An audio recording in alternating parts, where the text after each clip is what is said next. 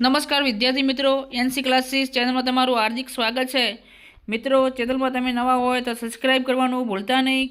તો મિત્રો, આજે લેવાય ધોરણ 12 તત્વજ્ઞાન પ્રશ્નપત્ર સંપૂર્ણ સોલ્યુશન। તો મિત્રો, શરૂઆત કરીએ।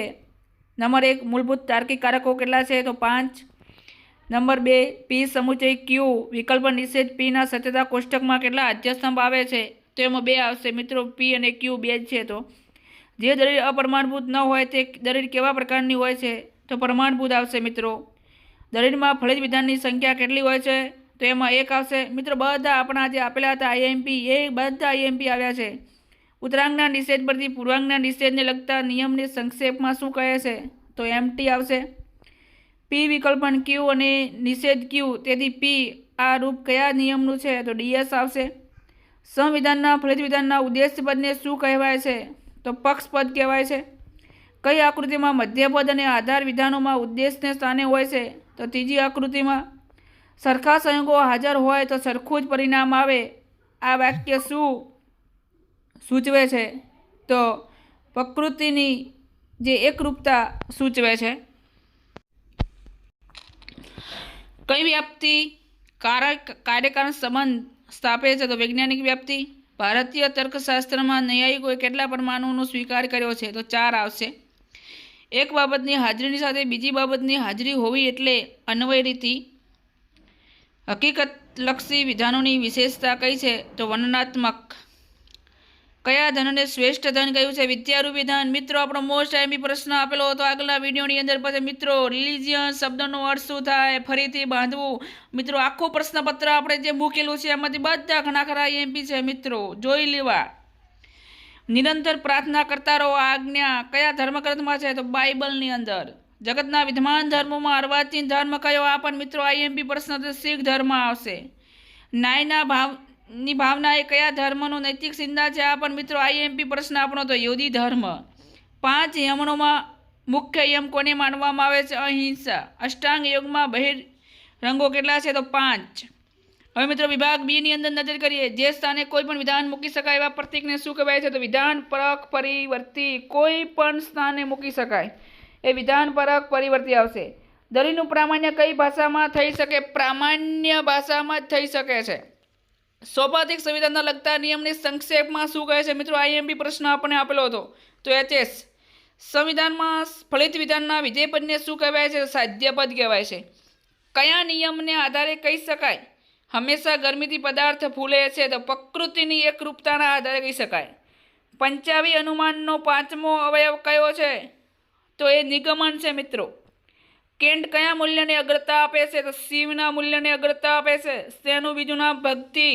ત્રિપિટક કયા ધર્મનો ધર્મગ્રંથ છે? તો બૌદ્ધ ધર્મ। ભારતે વિશ્વને આપેલું અમૂલ્ય નજરાનું તો મિત્રો યોગ છે।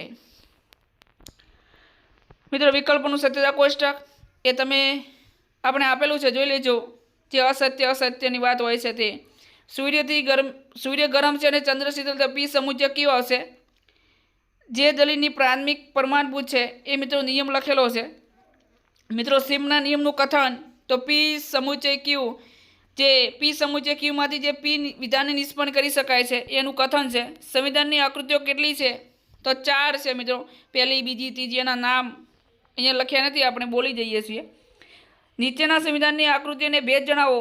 સર્વ માંસાહારી પ્રાણીઓ હિંસક છે, કેટલાક પશુઓ માંસાહારી પ્રાણીઓ છે। તો મિત્રો, એની પહેલી આકૃતિ આવશે ભેદ, હા હ આવશે કે કેટલાક છે અને કેટલાક છે એટલા માટે। પછી એના ઓપ્શન બીજો મિત્રો, પ્રશ્ન મધ્યપદ કોને કહેવાય એ આપ્યો હતો, પણ એ માત્ર દૃષ્ટિહીન વિદ્યાર્થીઓ માટે છે, આપણા માટે ન હતો। વ્યાપ્તિકરણના તાત્વિક આધારો કેટલા? તો 2, કાર્યકારણ નિયમ અને પ્રકૃતિની એકરૂપતાનો નિયમ। અવિનાભાવ સંબંધનો શબ્દાર્થ સમજાવો। એટલે નથી, વિના એટલે વગર, ભાવ એટલે અસ્તિત્વ, આ એનો સંબંધ અવિનાભાવ રહેલો છે। શારીરિક મૂલ્યોના ઉદાહરણો આપો। ખોરાક, કપડાં, મકાન, પાણી, દવા વગેરે। ઉત્પાદક મૂલ્યનું લક્ષણ અને ઉદાહરણ આપો। વપરાશને કારણે ખૂટે નહીં અને વિદ્યાનું મૂલ્ય અથવા આનંદ કોઈ પણ મિત્રો જે ક્યારે ખૂટતું નથી અને ગમે એટલું વાપરવામાં આવે। મનુષ્યો અને પ્રાણીઓ કઈ બાબતમાં સામ્યતા જોવા મળે છે? આહાર છે, નિંદ્રા છે અને મૈથુનમાં। ધાર્મિક જીવનનું આહાર્દ શું છે? દૈવી તત્વ, ઈશ્વર કે પરમાત્માની આરાધના કરવી। આત્મયોગ્ય સદગુણોના નામ જણાવો. કોઈ પણ 4. દાન, દયા, ક્ષમા, સત્ય, અસ્તેય, અહિંસા. જે મિત્રો કોઈ પણ 10 આપણે આપેલા છે. આમ તો 10 આપેલા છે પણ વગેરે આવે છે. આપણે અહીંયા 4 જ લખવાના. તમે દાન, દયા, ક્ષમા, સત્ય, અસ્તેય, અહિંસા એના સિવાયના બીજા લખ્યા છે તો પણ સાચા પડશે. અંતરંગોમાં કયા 3 અંગોનો સમાવેશ થાય છે? ધારણા, ધ્યાન અને સમાધિ. હવે મિત્રો વિભાગ ડી, જે તમને કયા ચેપ્ટરની અંદર કયો પ્રશ્ન છે, બરાબર, જે પેજ નંબર પણ લખેલા છે, સોલ્યુશન પણ થોડું થોડું કરેલું છે. જે આમાં અવ્યાપ્ત મધ્યપદનો દોષ આવતો હતો, આમાં પ્રમાણભૂત આવતી હતી, જે આપણી કહેવાય પ્રમાણની તપાસ કરવાની હતી તે. આની અંદર મિત્રો ખાસ જે આપણે આઈએમપી આપેલી હતી, અવશેષ વ્યતિરેક ને અન્વય વ્યતિરેક, કે આ 5 રીતિઓમાંથી ઉદાહરણ હશે. મોસ્ટ આઈએમપી મિત્રો આપણે જે આઈએમપી આપ્યું હતું એમાંથી મિત્રો 100માંથી 100 ગુણનું જે આઈએમપી આપ્યું હતું એમાંથી મિત્રો આપણે 75 ગુણનું આવ્યું છે. કેટલા ગુણનું પૂછવાનું છે? 75 ગુણનું મિત્રો પૂછવાનું છે. અન્વય વ્યતિરેક રીતિ, વૈરાગ્ય, ધાર્મિક જીવનની અનિવાર્યતા, દરેક મિત્રો પ્રશ્નો આપણે આપેલા હતા. શરતી અને સત્યતા, વિકલ્પ, આ 5 કારકો પણ મિત્રો આપી દીધા હતા કે આમાંથી કદાચ આ વખતે શરતી અને વિકલ્પન તો હશે, અને સમુચય 3 આપ્યા હતા મિત્રો, 2 તો આવેલા જ છે.